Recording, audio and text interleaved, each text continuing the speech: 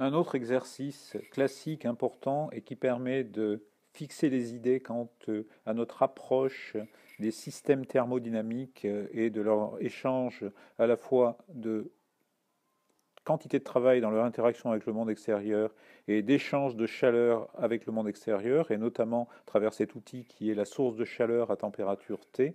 Donc on considère ici la transition adiabatique. Dans ce cas-là, donc, on a fait une isolation thermique du système qui est parfaite. Et si nous avons à nouveau considéré ici une transformation qui est quasi statique, infiniment lente, réversible, elle se fait sans aucun échange de chaleur avec le monde extérieur, avec la source de chaleur. Donc aucun échange de chaleur, quel qu'il soit.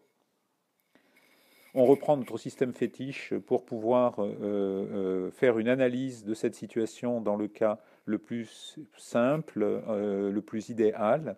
Donc on reprend le piston, les petits poids, on va charger donc à la fin avec une masse grand M le piston qui va donc descendre graduellement au fur et à mesure que l'on va introduire cette masse grand M petit poids par petit poids, dm par dm. Aucun échange de chaleur dû à l'isolation thermique. Premier principe de la thermodynamique, conservation de l'énergie. La variation d'énergie interne du gaz parfait, qui est notre système thermodynamique, défini par ces variables internes que sont sa température, sa pression, son volume, sa quantité de matière petit n, qu'on prendra n égale à 1, une mole de gaz par commodité. Et donc on se retrouve ici à écrire dans toute cet exercice, delta Q égale 0, transformation adiabatique, aucun échange de chaleur entre le gaz et le monde extérieur, que ce soit dans un sens ou dans l'autre, que la chaleur rentre ou sorte, il n'y a aucun échange de chaleur. La situation se clarifie beaucoup. On sait par ailleurs, dans tous les cas, pour le gaz parfait, seulement pour le gaz parfait, mais en tout cas pour lui c'est vrai, que la variation d'énergie interne dU entre deux états proches thermodynamiques pour notre système, dU est égal à CV dt, CV est la chaleur spécifique à volume constant, et on a delta W qui est égal à moins PDV. Delta Q est égal à 0, on aurait pu le rajouter ici, mais on le sait. Et donc on se retrouve du égale delta Q plus delta W, delta Q égale 0, CV dt égale moins PDV. À ce CV dt égale moins PDV, on va ajouter le fait que CV pour un gaz parfait monoatomique, seulement pour un gaz monoatomique, CV est égal à 3,5 de R. On a vu que N est égal à 1, PV égale RT. Et donc notre équation CV égale dt égale moins PDV, pour ces transformations donc réversibles, quasi-statiques, infiniment lentes. 3,5 de R dt égale moins RT sur V dV, puisqu'on a remplacé CV par 3,5 de R, et on a remplacé P par RT sur V. Donc on se retrouve avec une équation différentielle qui est 3,5 dt sur T, qui est égal à moins dV sur V. Immédiatement, ça signifie que si 3,5 dt sur t est égal à moins dv sur v, alors 3,5 de log de t, on passe à la primitive de chaque côté, est égal à moins log de v plus une constante. Et donc, quand on manipule un petit peu donc, les logarithmes, qu'on prend l'exponentielle à la fin, donc on laisse la constante, c'est évidemment pas la même constante, on aurait dû mettre constante prime pour la dernière équation, mais en fait ça veut dire que c'est simplement t puissance 3,5 que multiplie v est égal à une constante qui n'est pas la même que celle qui est à la ligne au-dessus, mais c'est un détail. C'est une possibilité de l'utiliser comme t puissance 3,5 v égale constante. On utilise aussi beaucoup le produit de la pression multiplié par le volume avec la bonne puissance. Donc c'est un tout petit peu de manipulation. On remplace la température par le produit PV divisé par R. R est à nouveau absorbé par la constante. Donc on se retrouve avec un P puissance 3,5 V puissance 3,5 V qui est égal à constante. Ce qui nous fait donc un P puissance 3,5 V puissance 5,5 qui est égal toujours à une constante. On prend la racine cubique de cette équation pour supprimer le 3 de la pression, puis on élève au carré pour supprimer le 1,5 de la pression, et on se retrouve donc avec P puissance 1, V puissance 5 tiers égale constante. Ce 5 tiers, c'est le rapport en fait de CP sur CV. CP est égal à 5,5 de R, CV est égal à 3,5 de R. Le rapport des deux est un rapport 5 tiers pour un gaz parfait monoatomique. Donc par contre, ce PV puissance gamma égale constante, est quelque chose qu'on finit par retenir parce qu'on l'utilise assez couramment lorsqu'on pratique la thermodynamique et qu'on s'entraîne avec les gaz parfaits comme on est en train de le faire ici.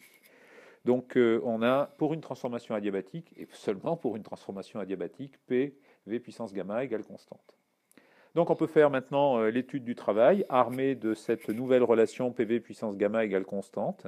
Donc le travail, ici en l'occurrence, on peut évidemment l'exprimer en fonction des variables internes du gaz parfait qui est notre système thermodynamique, puisque nous considérons des transformations réversibles quasi-statiques infiniment lentes. Donc W égale intégrale de IAF de moins PDV. Donc c'est un petit peu de calcul derrière. Le moins PDV, on est maintenant équipé pour le traiter.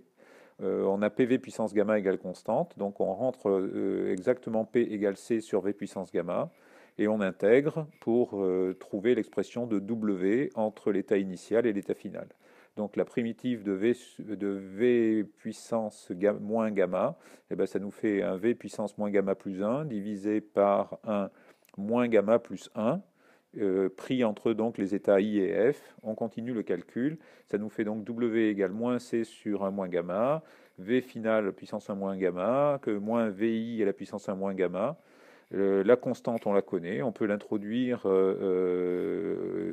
la constante c'est PF VF puissance gamma ou PI VI puissance gamma, c'est vrai à tout instant pour tous les états durant la transformation. On a toujours par contre là on a la même constante tout au long de la transformation, la constante C qui est égale à PV puissance gamma à tout instant. Donc au départ PI VI puissance gamma et à la fin PF VF puissance gamma, toujours égaux tous les deux à C. Donc il nous suffit maintenant de remplacer C dans un cas. Quand on le multiplie C par VF puissance 1 moins gamma, on remplace C par PF VF puissance gamma.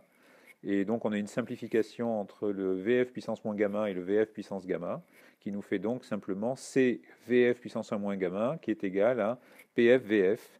On fait le même travail pour VI, qui nous permet, en remplaçant bien entendu dans ce cas-là C par PI VI puissance gamma, et on se retrouve avec un W qui vaut 1 sur gamma moins 1, PF moins VF, moins PI VI. Voilà l'expression du travail qui est donc en fonction de l'état final et de l'état initial.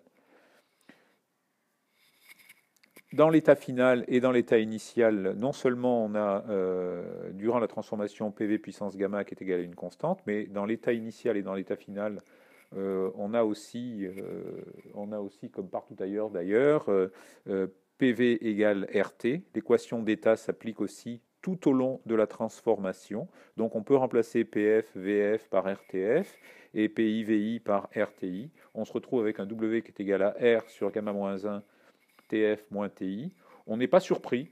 On n'est pas surpris parce que dans ce cas-là, ça signifie que comme Q est égal à 0, pas d'échange de chaleur, donc immédiatement on doit avoir delta U égale W.